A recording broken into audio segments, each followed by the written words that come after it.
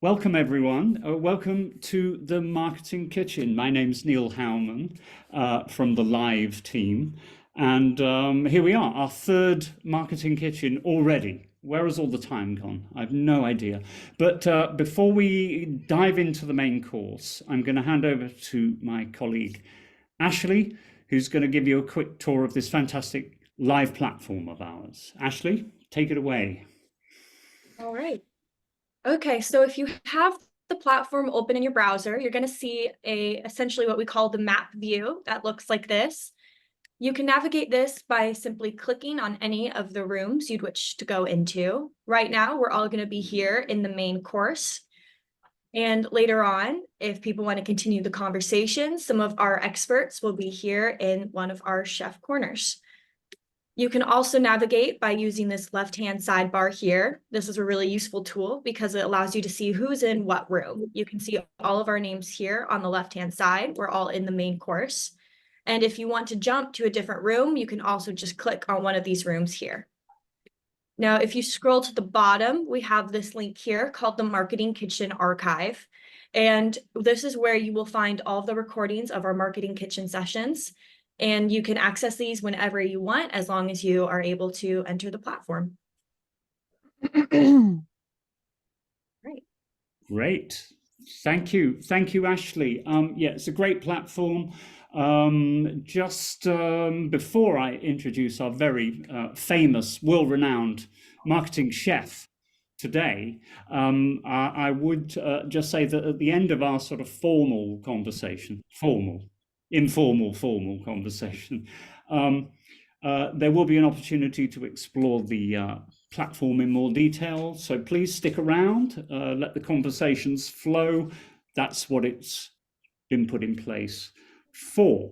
Okay, so this particular marketing kitchen is about meeting the press at trade shows, and there is no one better to invite into the kitchen today but Mr. Moe Lokat, Senior Account Manager at 202 Communications. Hello, Mo. Hello. You're How's right. everyone? What do you think Very of this good. kitchen? What do you think of my kitchen? Superb. Yeah, lovely. Yeah. Do you Yeah. like the ocean view? That's particularly the most impressive part of it, although it's completely impressive overall. Thank you. Yeah, and it's very clean, and I'm going to get on to why it's so clean in a minute. But Mo, we are going to be talking about meeting the press at trade shows. Obviously, it's a fantastic way to get your messaging out. You've worked very hard on the messaging. We've talked about this in an earlier marketing kitchen. The press can be that great conduit to your audience, but there are also, a few things you've got to be a bit careful about when you're meeting them as well. Would you agree in your years of experience? Absolutely. I mean, I've done many press meetings at trade shows. I think that with trade shows, one of the key things is you have limited time. Sure. So getting everything right beforehand, during the conversation, and doing the kind of legwork afterwards is really important. Because of that limited time means you need to get as much as you can across to whoever you're speaking with.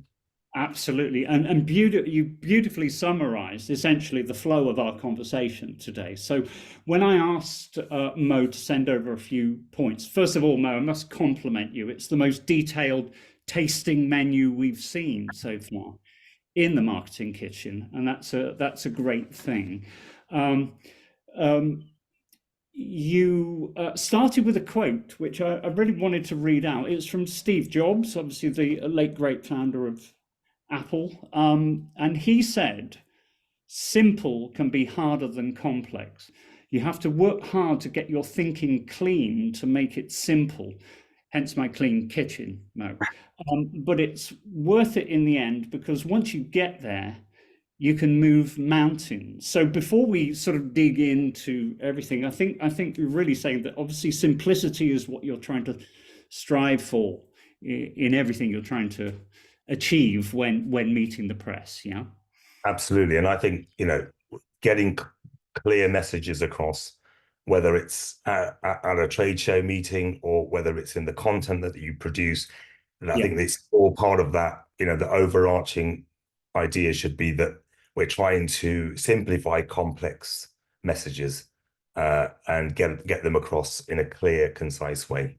I mean, this ties in perfectly actually with one of the previous marketing kitchens with Kitty from Wall Street Communications about messaging, and that chimes in very much.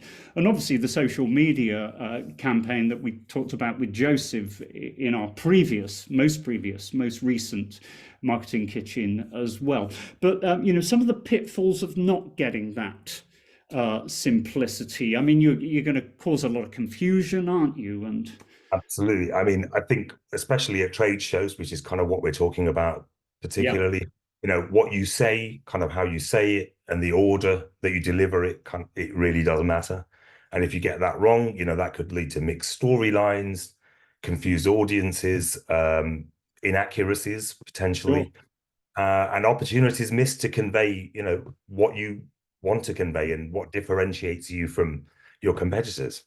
And obviously the press being a very useful, as I say, conduit to your audience, great way to reach relevant people out there.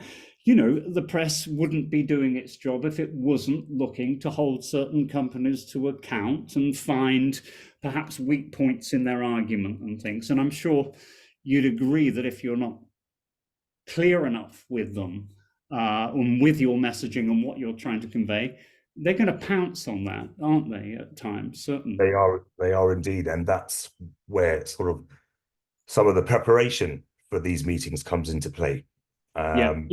Beautiful segue into our first section there, Mo. You've done this before. I can tell. By the way, people joining us in the kitchen is the best place to be at any party, as you well know. Feel free to put questions in the chat. Hold on to them at the end. Mo will stick around for a few minutes at the end. You can ask him directly, whatever you want. But yes, let's get on to this preparation. And it really is key, isn't it, Mo? So a few top tips from you about what you mean by preparation, the different aspects of it. Well, I guess there are kind of three things under this kind of umbrella of preparation, which is plan, understand, and prepare is kind of what I would always say. So what are your key goals and objectives for the interview? You can always ask for a list of discussion topics ahead of an interview. It's okay to say that, and you can prepare your responses accordingly. And understanding, who are you meeting? What is the publication, the media platform? What type of content do they publish? What regions do they focus on? What have they covered about your company in the past? Sure. And I'm sure this is where your many years of experience and 202 communications, in your particular area of specialization would come into play, because it's quite difficult to keep across all the different publications and their idiosyncrasies or their focus or the editors, personalities, whatever. Indeed, and that's where I guess your PR team comes in and helps you with that, understanding those and giving you the kind of information required to understand who you're speaking with, what they want to get from you, and what you can provide to them.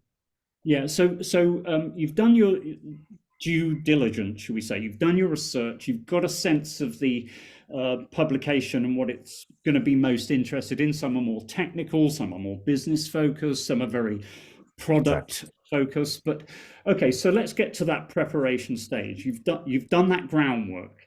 What would you say? So you're coming into that particular trade show. That the interview is, they're going to give you 15-20 minutes of their time. What advice would you give on that final bit of preparation phase? Yes, I mean, having that window of opportunity is very important. That small window. So really need to really focus down, hone in on key messages, probably 3 to 5 key messages that you want to convey. focus on that core story. What is your core story? And then sort of develop those messages around that core story.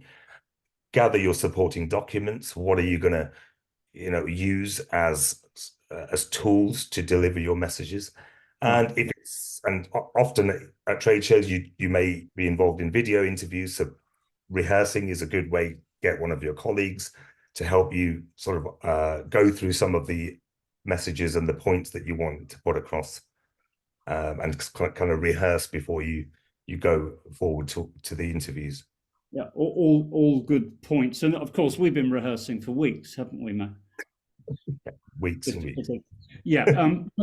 Just on the supporting documents, you're talking about what, schematics, illustrations, diagrams? Yes, that, and also supporting documents in terms of what your solutions, products, your the messaging around each product. What do they, what are the challenges that they're addressing, your solutions, and what your solutions and products are addressing, how they're doing that, how does that fit in with the trends?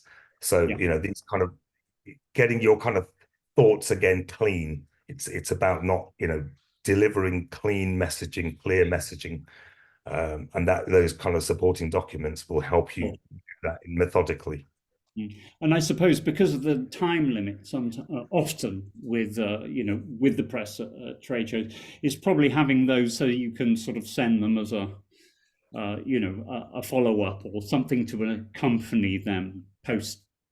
Absolutely, and we'll come to that in a second when we get into our sort of follow up phase. But once you've done all this kind of preparation, planning, you've come to the interview. There's a few things kind of to remember when you're actually at the interview, and they're quite, I guess they are commonsensical, but you've kind of, if you keep these top of mind, the interviews tend to get better. So, like things like being a good listener, understanding what the person is asking for, giving them the information that they need. If keeping your answers again clear, simple, concise. And if you're unable to answer a question, for example, either let them know that you can provide details post the interview, or if the question is out of your domain or realm, politely point them to where they potentially can find the information they require. Because sometimes they are other questions. I'm sorry, I was just going to tap into your extensive experience. I keep going on about it. You don't look old enough. You're such a young man, but you've got a lot of experience, is what I'm trying to say. But you must have had those occasions where you're in you're facilitating a meeting, and someone who hasn't quite prepared rightly, they're kind of trying to dig themselves out of something, and they should perhaps just stop, shouldn't they? That is where kind of, it's good to have sort of somebody there to kind of direct, if we kind of go off message, kind of bring that conversation around. And I guess it's about telling a story. So going back to remembering your key points, ensuring that you keep to the narrative, and then you can start using things like facts and figures, anecdotes, statistics, customer names, those kind of things to bring the conversation back to what your narrative and message is. I think that going back to the preparation phase, that 3 to 5 key messages, and really using that as the framework off which you hang everything is sort of really vital. Remember, time is always of the essence, isn't it? In these meetings, you're on a very short time slot. One thing that you did mention in the telling your story section that I put a big circle around was be memorable. Now, I don't want to be remembered for the guy with a sort of revolving bow tie. So obviously, what sort of things do you mean by that?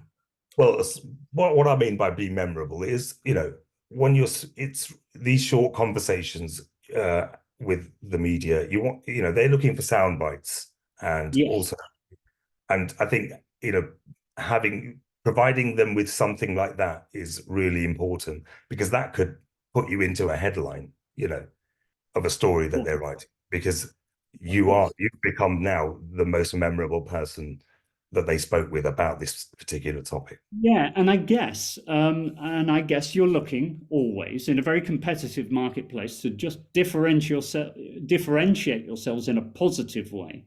Positive way, absolutely. I've got a question for you, Mo. I believe this may come from well, it comes from Sunny, who may well have had a bit of experience in the trenches as well. Yeah, I think so. The press meeting, and she said you mentioned staying on topic. Very important. I think we've agreed. Some spokespeople get off into the weeds. I think let's put it quite politely there. How do you politely reel them in?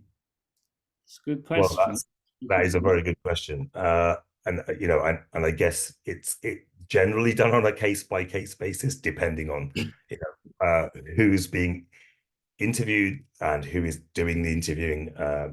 But certainly, I think it's when that happens, I think it's kind of bringing in, understanding those 3 to 5 key messages again, and then just honing into one of those that we can swing the conversation back to, what do you want to talk about? I think that's probably the or you can say something like, that's interesting, and then move on to, tell an anecdote or a story about something that leads back into the key messages. I think Sonny was really angling at your diplomatic skills there, Mo. Well, that is, I guess, that is being diplomatic. I mean, you don't just stop the conversation. It's kind of weaving yourself into that conversation. Absolutely. And then bringing the conversation back to messaging or being on message. So we're still just talking about the interview itself. Maybe just a couple of things to remember, very brief things, just to summarize a couple of things just to have in your mind, apart from obviously the key messages that you're trying to deliver. For example, the press are that fantastic opportunity to build that relationship, aren't they? They are, absolutely. And every press meeting, you don't get to meet the press all the time, especially face to face. And that opportunity is like it's a golden opportunity to build that relationship further, and create opportunities, not just for now, but for the future. Sure. And I think it is,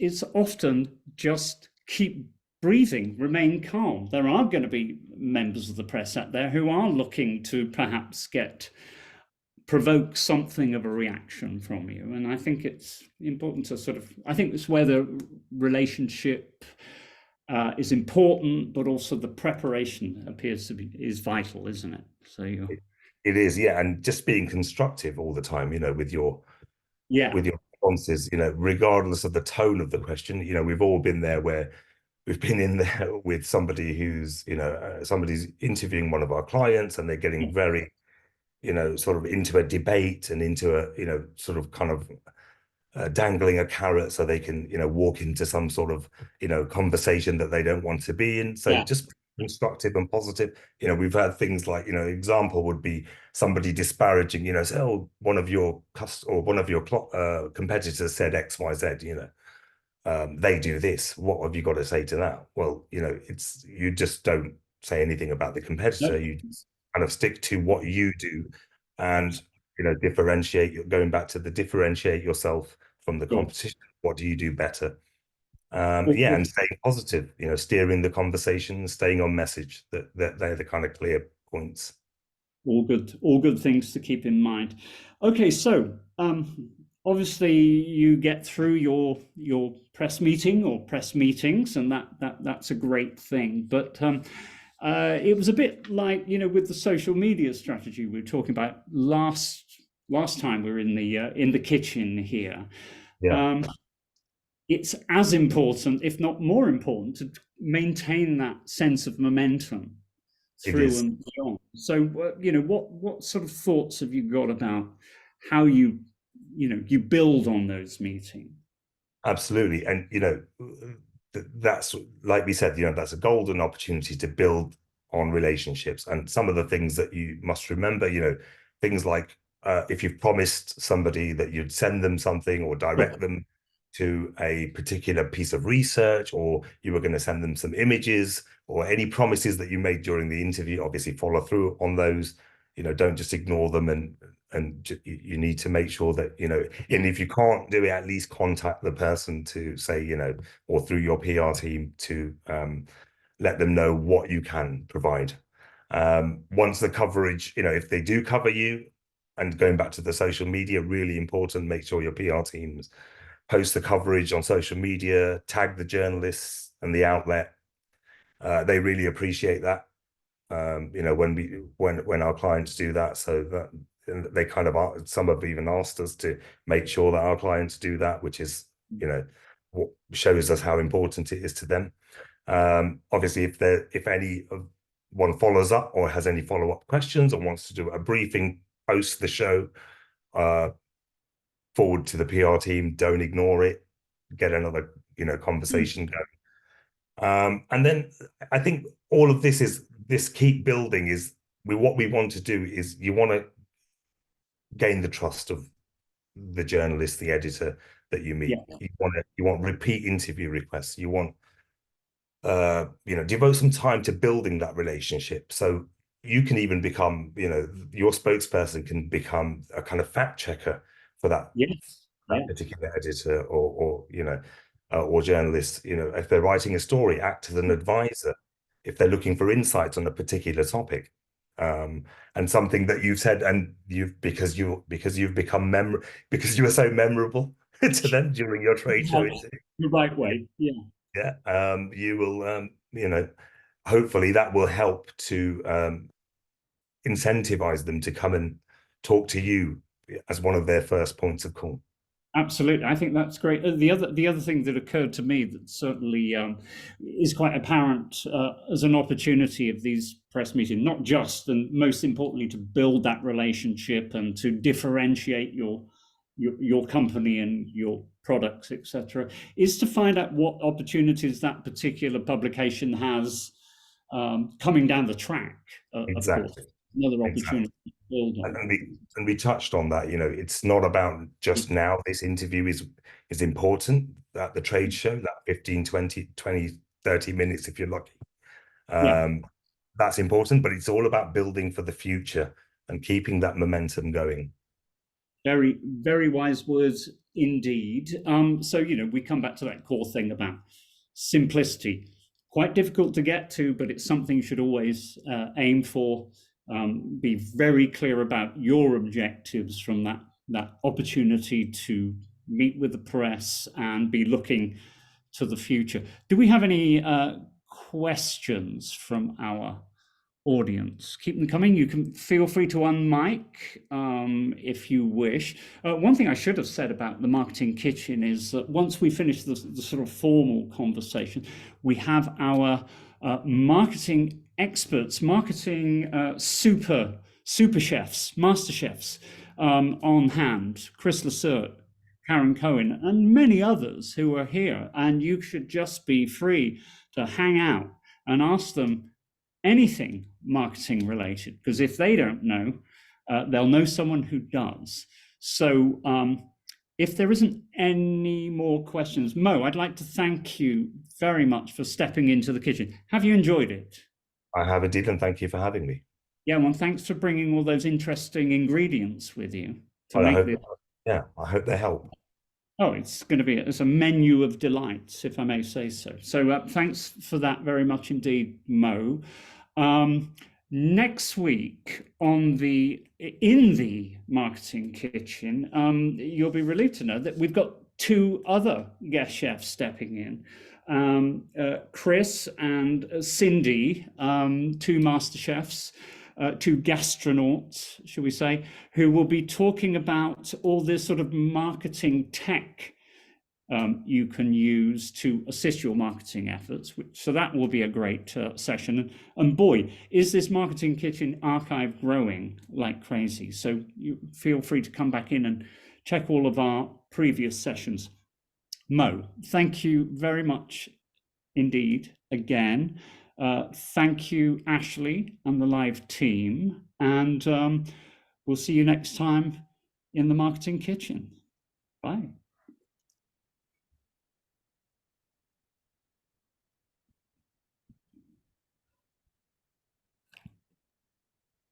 And they all run to the hills.